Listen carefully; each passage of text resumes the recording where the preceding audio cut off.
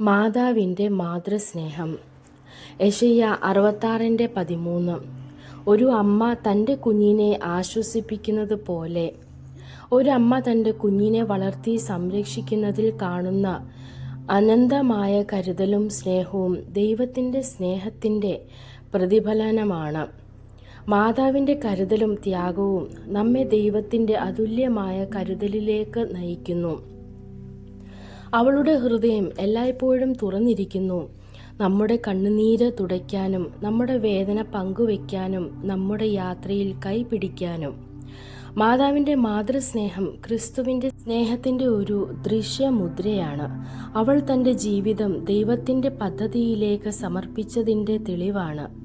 അവളെ മാതൃകയാക്കി നമുക്കും മറ്റുള്ളവരോട് കരുണയോടും ത്യാഗസന്നദ്ധതയോടും സ്നേഹത്തോടെ പെരുമാറാൻ പഠിക്കാം.